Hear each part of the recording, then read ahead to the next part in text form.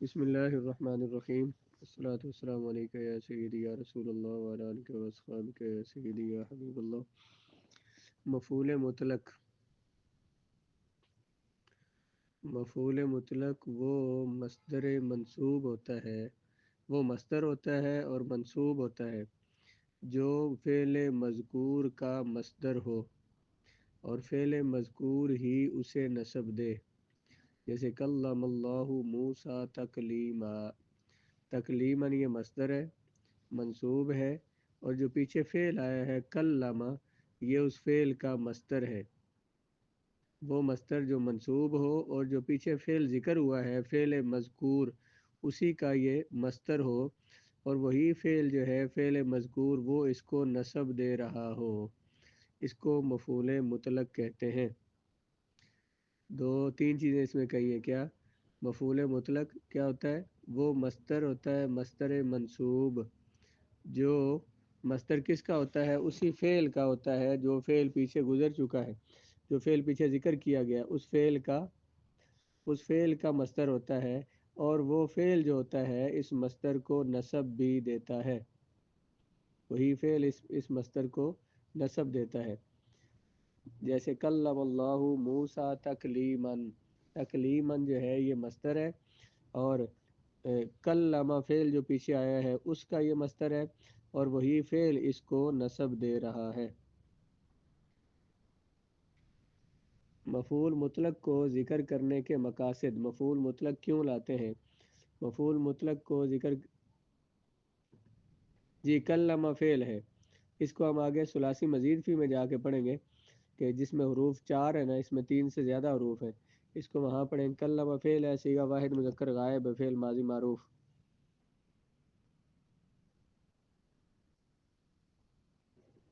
جی مفعول مطلق کو ذکر کرنے کے 3 مقصد ہوتے ہیں۔ کبھی مفعول تاکید کے لیے ہوتا ہے، یہ اپنے ما قبل اپنے سے پہلے والے فعل کی تاکید کے لیے ذکر کیا جاتا ہے، اپنے ما قبل فعل کی تاکید کے لیے لایا جاتا ہے، اور مصدر کے الفاظ میں کوئی تبدیلی نہیں کی جاتی، بلکہ مصدر اپنے مشہور وزن پر ہی آتا ہے، مصدر جیسے ہوتا ہے ویسے ہی رہتا ہے، اس کے الفاظ میں کوئی تبدیلی نہیں کی جاتی۔ جیسے لا اب الحسن ملاعبتن، لا اب الحسن حسن کھیلا، ملاعبتن اس کا مصدر ہے، 2 دفعہ لفظ آ گیا یہ لعب کھیلا حسن، ملاعبتن کھیلنا، کھیلا حسن کھیلنا، جب 2 دفعہ یہ لفظ آ گیا تو اب یہ اس کی تاکید ہو جائے گی، حسن بہت کھیلا، خوب کھیلا، بہت زیادہ کھیلا۔ جیسے فرحت فرحن، فرحت فعل ہے، فرحن یہ مصدر ہے اسی کا، اور یہ اس کا مفعول بن رہا ہے، تو یہ ہے مفعول مطلق، میں خوش ہوا، فرحت فرحن شدید خوش ہوا یا بہت زیادہ خوش ہوا۔ اب یہ جو ہے لعب فعل ہے، ملابتن مصدر ہے، تو یہ ہاں جی بہت زیادہ کھیلا، خوب کھیلا، یعنی دیکھیں نا جب 2 دفعہ ایک چیز ذکر کی جاتی ہے، لعب کا معنی بھی کھیلنا، وہ کھیلا، ملابتن مصدر کا معنی بھی کھیلنا ہے، وہ کھیلا کھیلنا، تو دونوں 2 دفعہ جب آ جائے گا تو اس میں تاکید ہوگی، جو کہ شیخ ہم مثلا کہتے ہیں 2 دفعہ ایک بات آپ کہتے ہیں 2-3 بار، اور سبق پڑھو پڑھو پڑھو، تو یہ کیا ہوتا ہے بنا جو بات کہہ رہے اس میں تاکید لگانا، اس میں زور دینا مقصد ہوتا ہے۔ تیاری کری کی دن یہاں پہ مصدر کس لیے تھا؟ تاکید کے لیے۔ فرحت فرحن، میں خوش ہوا، بہت خوش ہوا، یا خوب خوش ہوا، واقعی خوش ہوا، جو معنی تاکید میں جس میں لفظ میں ذرا معنی میں زیادتی آ جاتی ہے وہ معنی یہاں مراد لیں گے۔ دوسرا ہے بیان نو، کبھی جو مفعول مطلق ہوتا ہے، یہ جو مصدر ہوتا ہے، یہ اپنے ما قبل فعل کے واقع ہونے کی حالت اور نوعیت بیان کرتا ہے، جو ما قبل فعل ہے اس کے واقع ہونے کی حالت بیان کرتا ہے، نوعیت اور حالت کے کی مطلب ہے اس کی نوعیت اور حالت بیان کرتا ہے۔ جیسے واسا بن نامیرو صوب الاسدی، کہ جھپٹا چیتا شیر کے جھپٹنے کی طرح، واسبہ فعل ہے، اس کا مصدر وصوب ہے، یہ مفعول بن رہا ہے مفعول مطلق، اور یہ حالت بیان کر رہا ہے کہ چیتا جھپٹا جیسے کہ شیر جھپٹتا ہے، شیر کے جھپٹنے کی طرح، آگے اور مثالیں بھی آ رہی ہیں اس کی۔ عام طور پر جب مصدر حالت بیان کرنے کے لیے آئے نا تو یہ فعلتن کے وزن پر آتا ہے۔ جب مصدر حالت بیان کرنے کے لیے، نوع بیان کرنے کے لیے آئے تو یہ فعلتن کے وزن پر آتا ہے۔ جیسے جلست التلمیذ جلست الاستاذی، بیٹھا طالب علم استاد کے بیٹھنے کی طرح، یعنی اس کا بیٹھنا ایسے تھا جیسے کہ استاد بیٹھتا ہے، تو حالت بیان ہو رہی ہے جلس التلمیذ جلست الاستاذی۔ تو یہ یہاں پر مصدر جو ہے یہ حالت بیان کرنے کے لیے۔ مصدر جو مفعول مطلق ہوتا ہے یا تو اپنے سے پہلے والے ما قبل فعل کی تاکید کے لیے آتا ہے، یا ما قبل فعل کی حالت بیان کرنے کے لیے آتا ہے، اور بیان عدد، کبھی یہ اپنے ما قبل فعل جو ہے اس کے واقع ہونے کی تعداد بیان کرنے کے لیے آتا ہے۔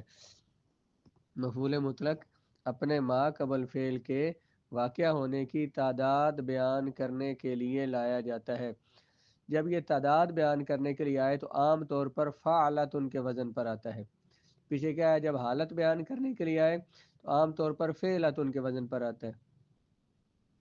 فعلتن کے وزن پر آئے تو حالت بیان کرنے کے لیے، فعلتن کے وزن پر آئے فا پہ زبر ہے تو تعداد بیان کرنے کے لیے۔ جیسے اکل علی اکلتن، علی نے کھانا کھایا ایک بار کھانا، اسی کی تثنیہ بنا دیا اکل علی اکلتین، کھایا علی نے کھانا دو مرتبہ۔ ضربت الخادم ضربتن، میں نے مارا خادم کو ایک بار مارا، تو یہاں تعداد میں ضربتن بر وزن فعلتن، اکلتن بھی فعلتن کے وزن پر ہے۔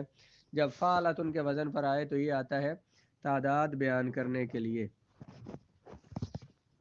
تو مفعول مطلق کی تین وجہ بیان کی ہے۔ مفعول مطلق ہوتا کیا ہے، جو ما قبل فعل آیا ہے اس کا مصدر ہوتا ہے۔ یہ کبھی مصدر جو ہے تاکید کے لیے آتا ہے، کبھی حالت بیان کرنے کے لیے آتا ہے، ما قبل فعل کی حالت بیان کرنے کے لیے آتا ہے، کبھی ما قبل فعل کے واقع ہونے کی تعداد بیان کرنے کے لیے آتا ہے۔ یہ جو مفعول مطلق ہوتا ہے کبھی اس سے پہلے والا جو فعل ہوتا ہے اسے حذف کر دیا جاتا ہے۔ جب کوئی قرینہ، کوئی دلیل، جی یہ ضربتن جو مصدر ہے نا، مصدر یہ ضربتن بر وزن فعلتن، یہ ضربہ کا مصدر ہے، پیچھے آیا نا فعل ضربتو، یہ ضربتن ہے اس کا مصدر، اور اس کا مصدر ہے مفعول مطلق ہے، اور فعلتن کے وزن پر آیا ہے۔ جب یہ مصدر آئے گا، ما قبل فعل کا مصدر آئے گا اور فعلتن کے وزن پر آئے گا تو پھر یہ تعداد بیان کرنے کے لیے آئے گا۔ تو اس لیے کہا کہ ایک بار مارا، اسی کی تثنیہ بنا دیں ضربتان، تثنیہ آتا ہے تو یہاں مفعول بنے گا تو ضربتین ہی ہو جائے گا یا نون کے ساتھ۔ میں نے ماری خادم کو دو ضربیں، دو دفعہ مارا، تو یہاں تعداد بیان، جیسے پیچھے آئے اکلتین، علی نے کھانا کھایا دو مرتبہ۔ جب کوئی قرینہ پایا جائے، دلیل پائی جائے، تو مفعول مطلق سے پہلے فعل، مفعول مطلق سے آنے والا جو پہلے فعل ہوتا ہے وہ حذف بھی ہو جاتا ہے۔ مفعول مطلق کا فعل جو ہے وہ حذف ہو جاتا ہے۔ کبھی اس فعل کا حذف کرنا واجب ہوتا ہے اور کبھی جائز ہوتا ہے۔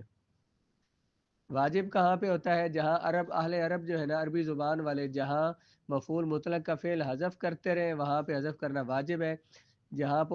حذف کرتے بھی ہیں اور ذکر بھی کرتے ہیں وہاں فعل کو حذف کرنا جائز ہے۔ مثلا ہم بولتے ہیں سبحان اللہ، اس کا معنی ہے اللہ کی تسبیح، اصل میں اس سے پہلے فعل محذوف ہے جس کا جو تھا سبحت سبحان اللہ،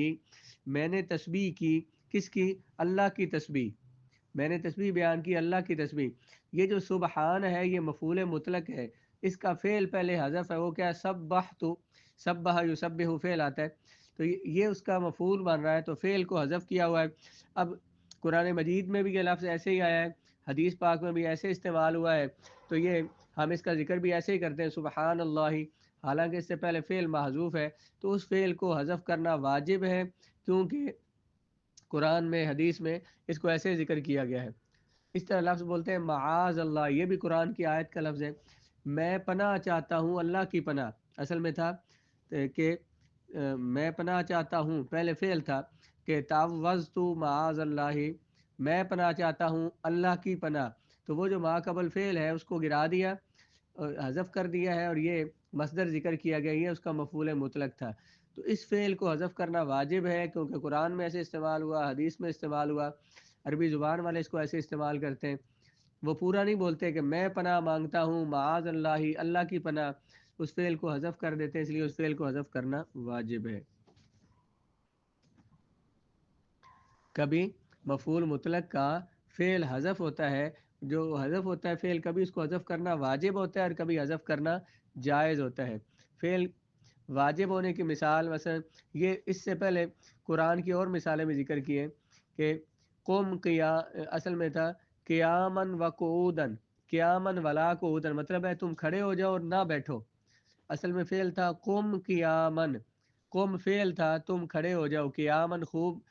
یا واقعی کھڑے ہو جاؤ، ولا تقعد قعودن، قم اور لا تقعد دو فعل تھے، وہ دونوں حذف ہیں، ان دونوں کا مفعول مطلق جو ہے قیامن اور قعودن وہ ذکر کیا گیا ہے۔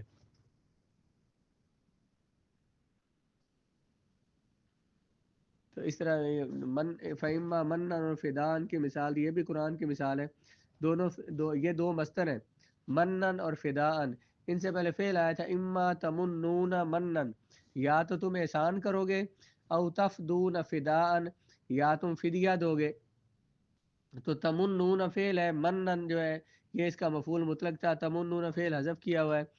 فدان جو ہے یہ مفعول مطلق تھا، تفدون فعل کا وہ فعل بھی حذف کیا ہوا ہے۔ کبھی مفعول مطلق کے فعل کو حذف کرنا جائز ہوتا ہے، جیسے کوئی بندہ باہر سے آئے تو بولتے ہیں خیر مقدمن، خیر مانا بہتر، مقدمن آنا، تیرا آنا بہتر ہے۔ اصل میں تھا فعل، اصل میں جملہ یوں تھا قدمتا قدومن خیر مقدمن، قدمتا تو آیا، قدومن آنا، ایسا آنا، خیر مقدمن جو آنا بہتر تھا، اچھا تھا، تو آیا ایسا آنا جو کہ بہتر ہے۔ ہم کہتے ہیں اردو میں بھی کہتے ہیں ہم آنے والوں کا خیر مقدم کرتے ہیں۔ اب ہم اردو میں تو پورا جملہ بولتے ہیں ہم خیر مقدم کرتے ہیں، اصل میں عربی میں یوں تھا یہ لفظ، قدم جملہ تھا قدم تا قدوم، تو آیا ایسا آنا، خیر مقدمین جو آنا بہتر ہے، اس فعل کو بھی حذف کر دیا، پہلے مصدر کو بھی حذف کر دیا اور صرف بول دیا خیر مقدمین۔ تو یہ اس طرح سے بولنا، یہ مفعول مطلق ہے، اس کے فعل کو حذف کرنا جائز ہے۔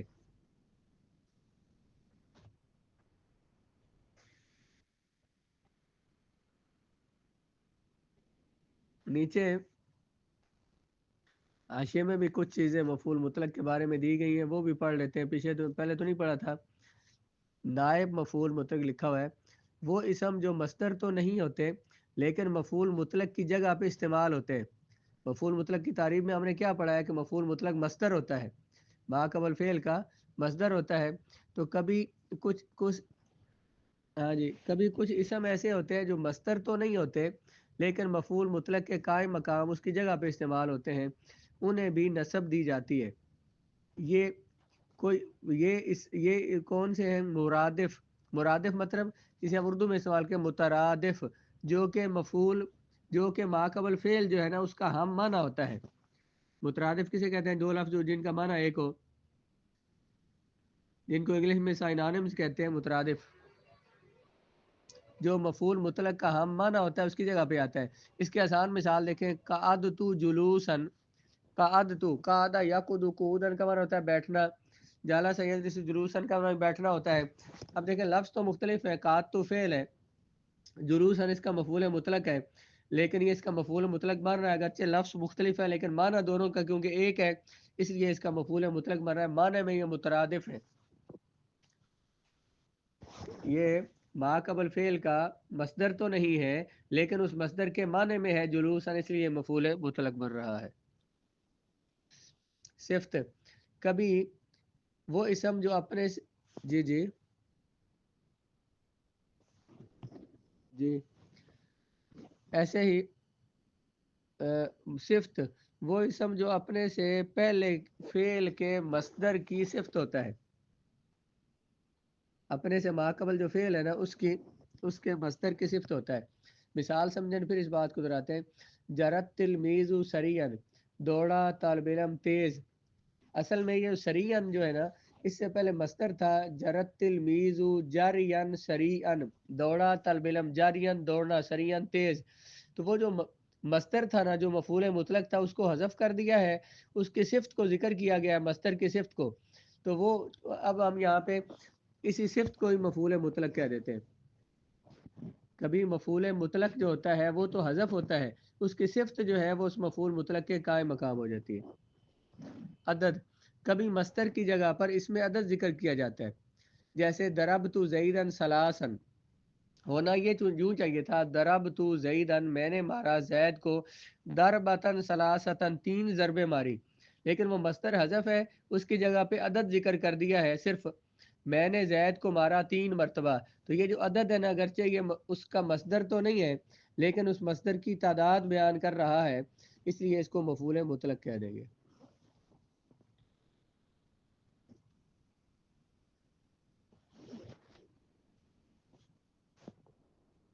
جی جی یہی اسی کو ہونا تو یوں چاہیے تھا ضربت زیدن، میں نے مارا زید کو، ضربتن ثلاثتن، 3 ضربیں ماری، لیکن وہ جو مصدر ہے وہ حذف ہے، اس کی جگہ عدد جو اس مصدر کی تعداد بیان کر رہا ہے وہ ذکر ہے، اسی کو ہم مفعول مطلق کہہ دیں گے۔ اعلیٰ، وہ اسم جس سے مذکورہ فعل صادر ہوتا ہے، آلے کی تعریف ہم نے پڑھی ہے کہ جس اسم سے جس آلے سے وہ فعل صادر ہو رہا ہو، واقع ہو رہا ہو، اس کو مفعول مطلق بنا دیتے ہیں۔ جیسے دیکھیں ضرب اللاعب الکرۃ قدمن، مارا کھلاڑی نے گیند کو، قدمن قدم کے ساتھ، مارا ضرب اللاعب، مارا کھلاڑی نے، گیند کو ہونا یوں چاہیے گیند کو کیا مارا، ضربۃ القدم، قدم کی ضرب ماری، لیکن وہ جو قدم ذکر کیا گیا یہ آلہ ہے مار کا، تو اس قدم ان کو مفعول مطلق بنا دیا ہے، وہ مصدر ذکر نہیں ہے، اس مصدر کو کے استعمال کا جو آلہ ہے یا فعل کا جو آلہ ہے، فعل کام کرنے کا، اسی کو مفعول مطلق بنا دیا۔ قدمن ہے ظاہر، مارا کھلاڑی نے گیند کو کس کے ساتھ مارا، قدم کے ساتھ، تو آلہ کیا ہوتا ہے جو کسی کام کے کرنے کا ذریعہ ہو۔ لفظ کل اور بعض، جب مذکورہ فعل کے مصدر کی طرف مضاف ہو رہے ہوں، جو پیچھے فعل ذکر کیا گیا ہے اس کے مصدر کی طرف لفظ کل مضاف ہو رہا ہو یا لفظ بعض مضاف ہو رہا ہو، اب اس کل یا بعض کو ہی مفعول مطلق بناتے ہیں۔ مثال دیکھیں، جد طالب، محنت کی طالب علم نے، کل الجدی، ساری محنت، کل محنت، یا بعض الجدی، کچھ محنت کی، یہ جو جدہ فعل ہے اس کا مصدر کیا تھا، جدن، تو وہ جو لفظ کل ہے یا لفظ بعض ہے یہ اس کے مصدر کی طرف مضاف ہو رہا ہے، تو اسی کل کو ہی مفعول مطلق کہہ دیا۔ لفظ کل یا لفظ بعض جب ما قبل فعل کے مصدر کی طرف مضاف ہو رہا ہو تو اسے کل یا بعض کو ہی مفعول مطلق بنا دیتے ہیں۔ اشارہ، وہ اس میں جس کا مشار الیہ مذکورہ فعل کا مصدر ہو۔ احسن العامل ھذا الاحسان، احسان کیا مزدور نے یہ احسان، اب یہاں پہ احسنہ کا مصدر کیا ہے، احسان، مفعول مطلق اس کو بنانا چاہیے، لیکن وہ مشار الیہ ہے، مصدر مشار الیہ ہے، اور اس میں اشارہ جو ہے جو اس کا اس میں اشارہ ہے مصدر کا، اسی کو مفعول مطلق کہہ دیتے ہیں۔ کبھی جو مفعول مطلق ہوتا ہے، جو مصدر مفعول مطلق بن رہا ہوتا ہے، اس کے اس میں اشارہ کو ہی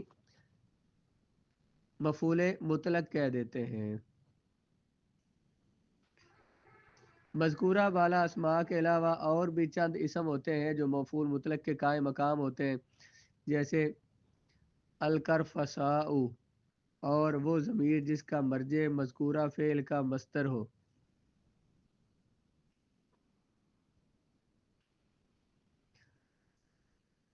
یہ جو مثال دی ہے، وہ ضمیر جس کا مرجع مذکورہ فعل کا مصدر ہو، جاملتو کا مجاملتن، میں نے تیرے ساتھ سلوک کیا ایسا سلوک، لا اجاملھا، نہیں سلوک کرتا میں ہاں وہ والا سلوک کسی ایک کے ساتھ۔ یہ جو ہاں ضمیر ہے نا یہ کدھر لوٹ رہی ہے، مفعول پچھلے مجاملتن مصدر کی طرف، جو کہ مفعول مطلق بن رہا ہے جاملتو کا، جاملتو فعل ہے، مجاملتن اس کا مصدر ہے، آگے میں نے سلوک کیا تیرے ساتھ ایسا سلوک، مجاملتن ایسا سلوک، لا اجاملو، نہیں میں سلوک کرتا ہاں یہ والا سلوک کسی ایک کے ساتھ بھی۔ یہ جو ہا ضمیر ہے یہ مفعول مطلق کی طرف لوٹ رہی ہے، تو اس ہا ضمیر کو بھی اس لا اجاملو فعل کا مفعول مطلق کہہ دیں گے۔ وہ ضمیر جو کہ ما قبل فعل کے مصدر کی طرف لوٹ رہی ہے اس ضمیر کو بھی مفعول مطلق کہہ دیتے ہیں.